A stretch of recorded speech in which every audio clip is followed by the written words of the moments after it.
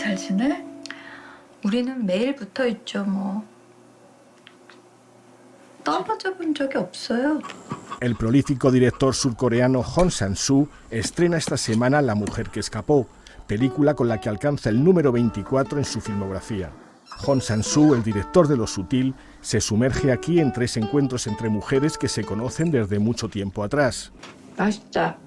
3 aproximaciones cotidianas de mujeres, a veces cómicas y siempre francas, en las que de forma recurrente aparece un hombre que resulta intolerante, engreído o incómodo.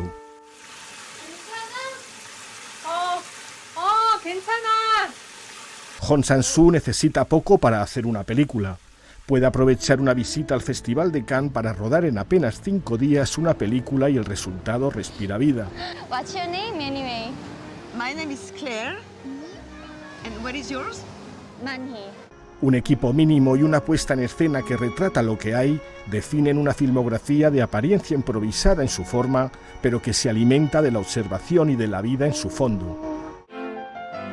Han pasado 2 años desde la magnífica El hotel a orillas del río, la película anterior de Hong Sang-soo, un dato que resulta una eternidad tratándose del director surcoreano, acostumbrado a rodar 2 y a veces 3 películas al año. 닭소리를 들었어?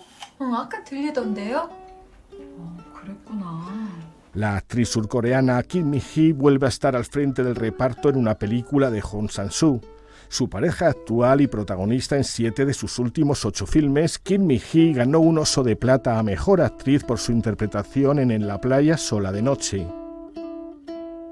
La mujer que escapó es fiel al estilo de Hong Sang-soo, un título enigmático para una película delicada en la que parece que los personajes femeninos huyeran de algo opresivo o complicado.